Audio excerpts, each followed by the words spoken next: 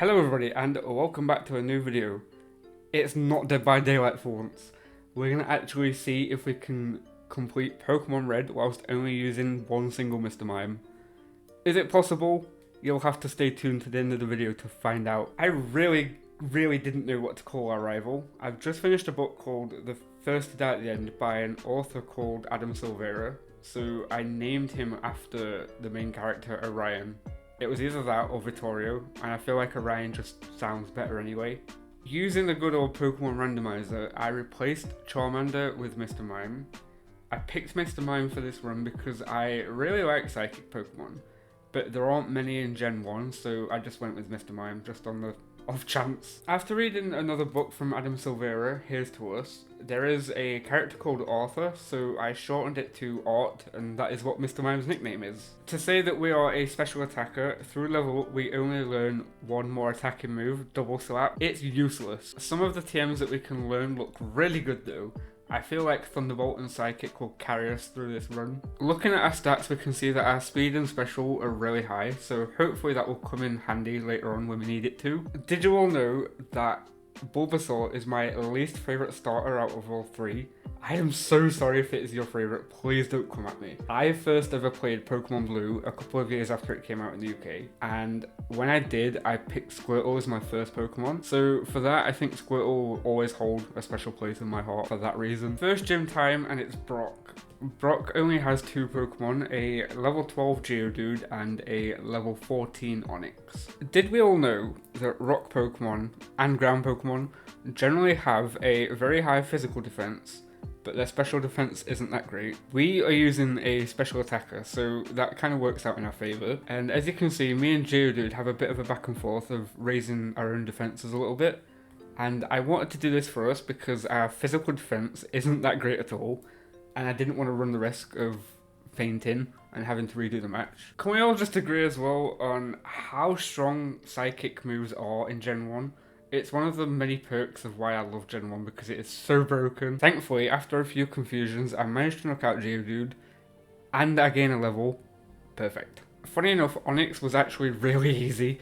I don't know what was happening with the AI at the time, but Onix ended up using Screech a few times to try and lower our raised defense, but it didn't work for some reason, don't know why. But in that time we kept using Confusion, and he did eventually use Tackle at the end, but because our defense was already so high, it didn't really do much, and we managed to get the win. Thanks to Psychic moves being so strong in Gen 1, and Mr. Mime having a high special as it is already, we managed to defeat Brock first try, without any redos. And that being said, we get the first badge, the Boulder Badge. Without cheating and jumping ahead, I want you all to comment below on how many Zubat encounters you think we'll get in Mount Moon. And while you're also there, make sure you comment separately and ask which fossil I took. I'm totally stealing this from my dry bread. Comments are really good for the YouTube algorithm. Sorry, not sorry. Also, if you commented 13 Zubat, then well, hey, you are the winner. Gold star to you. It's been so long since I played Gen 1 that I had to do a double take here. I was so surprised. I thought this person looked like a King's Guard. Do you agree? It's rival time, guys. So we start off by going against Pidgeotto. Pidgeotto unfortunately uses Sand Attack, which means that our accuracy is going to be low for the entire match now. And because we're only using one Pokemon, we can't switch out and get rid of the effects, so we're basically stuck with it. After losing about half health, we managed to knock out Pidgeotto, and then comes Abra. Abra has such a high special defense that it takes us a while to be able to knock him out, but in the meantime we build up our own defense, and then easily take out the rest of Orion's team. Next up is Gym 2, Misty. Also like Brock, she only has two Pokemon, a Staryu and a Starmie. I'm not worried. So here's the thing, Staryu comes out first, and Staryu is really weak. After paralysing Staryu, we managed to knock it out pretty quickly, but then comes Starmie. Starmie hits strong and very nearly knocks us out, but thankfully we managed to get the win in the end, and that gains us the second badge, the Cascade Badge. Moving on, I pick up Body Slam from the SSN. I'm only using it because our rivals Kadabra and eventually Alakazam has a low physical defense, so I feel like it will help us for the rest of the run. Just before we can get cut, we have to battle our rival again. Unfortunately, I forget to heal before I start the battle, and I'm worried that this is gonna make me lose a battle, but thankfully not. Pidgeotto doesn't use Sand Attack and we managed to knock it out eventually. Raticate and Kadabra are both one-hit KOs, so pretty straightforward there. And when it came to Wartortle, I contemplated trying to stall and build up my defense, but then in the end I just thought, sod it, I'll just attack, and we got the one-hit KO again. Breaking tradition of only having 2 Pokemon, Lieutenant Surge actually has 3. He has a Voltorb, a Pikachu, and a Raichu. And I'm not that worried about them. I mean, the Raichu I'm a little bit nervous about. Funny story, so when I was a kid, I would call Lieutenant Surge Lit Surge because I thought LT was abbreviated for lit for some reason. But yeah, no, Lieutenant Surge, the first 2 Pokemon go down pretty easily. When it comes to Raichu, I get paralyzed and can't attack for a couple of turns, but then we eventually take him down and then get the Thunder Badge. Thought I'd quickly include this as well, but we also get the TM for Thunderbolt from Lieutenant Surge, and I immediately T-shit Mr. Mime.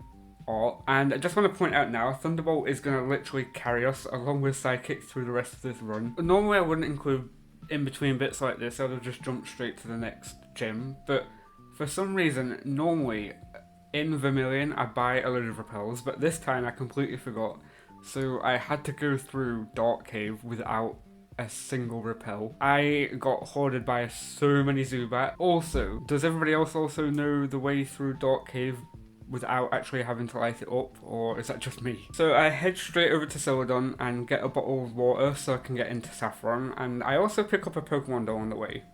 Did you all know that you can completely bypass the Celadon Game Corner Rocket hideout? You don't have to get a Swift Scope, you can just use a Pokemon doll on the Marowak Ghost and completely bypass it. So I've got that prepared ready for later, and then I make my way into Saffron so I can get the strongest TM I think that Mr. Mime can learn, Psychic. Onto the 4th gym, and it's Erica. I always forget about Erica, so I'm actually surprised that I remember this time. Again, she's only got 3 Pokemon, but now that we've got a Psychic, I don't see this being a problem. As I predicted, Victreebel was a pushover, went down straight away. Weirdly enough, second up was Tangler. Tangler was her weakest Pokemon, and that was the only Pokemon that managed to attack us. It ended up using Bind, which was a little bit annoying because in Gen 1, when it uses it continuously. Vileplume again was a 1-hit KO, and that was Erica done. We could then get the Rainbow Badge. Like I mentioned earlier, you can literally just use a Pokedoll on the Ghost of Marowak.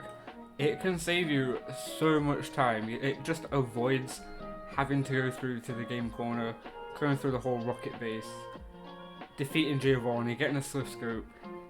All the end goal is for it is just to get the Pokeflute from Mr. Fuji, just so you can wake up one of the Snorlaxes blocking the way. I don't get why you can't just use an Awakening, but hey ho, that's how they made the game, I guess. Guys, I have done this all backwards. I've recorded the footage, I've cut the footage down to show what I needed, and then I've had to do the voiceover over it and try and fit the voiceover in with the time that I've given myself from the footage. It's really backwards. I should have recorded the footage and the voiceover at the same time, but I make things complicated for myself. I've just realised that I've just accidentally deleted the footage from the match that we had against our rival at the bottom of the Ghost Tower thing. Nothing really happened, nothing like really interesting happened, and it's going to mess my whole edit up if I go back and undo everything just so I can add it in, so I'm sorry but there's no footage for that match. After tootling off down to Fuchsia City, I go and challenge Koga to a gym battle. Koga has 4 Pokemon. So, something a little naughty happened here. As you'll see at the end of the match, Weezing uses Self-Destruct. That should technically be game over because I'm only using Mr. Mime, I'm only using Art. The game thought that I technically won still because I still got a HM Pokemon in my party. So it didn't immediately go to GG, you've lost, reset back to the last Pokemon Center kind of thing. And I'd not saved since I think, I don't know, Misty. So if I'd reset to do it, I'd have to do like another hour and a half's worth of gameplay again. So I just thought, no, I'm going to count that as a win. So I'm sorry guys. In any future runs that I do in Pokemon, I think I'm going to be a little bit more careful and I'll deposit every Pokemon that I've got that I'm not going to be using in the battle. But thanks to that, we end up getting the soul badge from Koga, the 5th badge. It was time to meet up with Orion again. Thankfully this time, Pidgeot went down straight away with a Thunderbolt. And also, Growlithe Execute wasn't that easy, unfortunately. It did take a few hits, but it did go down. Alakazam managed to confuse us, but that didn't actually stop us. Blastoise could have been a problem. With a couple of Thunderbolts, we managed to take him down pretty easy. I feel like if we wasn't as lucky as we was with that confusion at the end, that would have definitely been a multiple attempt match. So apparently, Giovanni thinks that this is the second time that he's seen us. I mean, it would be technically if we actually met them at the game corner, but obviously we didn't. So this is the first time that we saw him, but Gen 1 for you. The battle actually goes pretty smooth, and it's kind of funny because I don't take any damage whatsoever. The Kangaskhan could have probably attacked me if it wanted to, but nope. Next up is Sabrina. Now, as you can see, Sabrina has 4 Pokemon, 4 Psychic Pokemon. This is going to be pretty difficult, I think.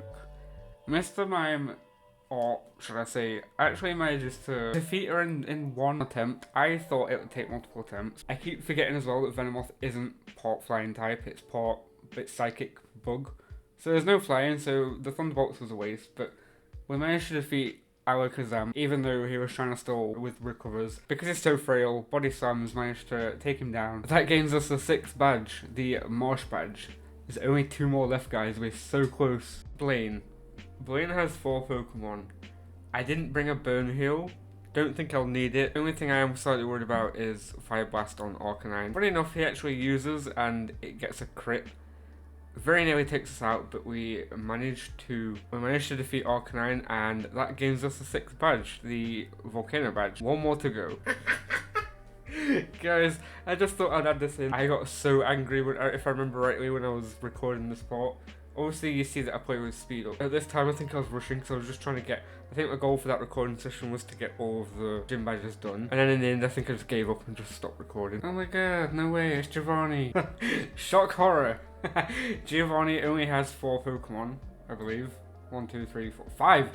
I'm slacking, guys. I'm not worried one bit. I literally one-shot, apart from the Rhydon at the end, that manages to get 1 move in that doesn't do anything. I near enough one-shot his entire team. And that is it. That's all the gym badges done. We get the Earth badge and then we can move on to the Elite Four.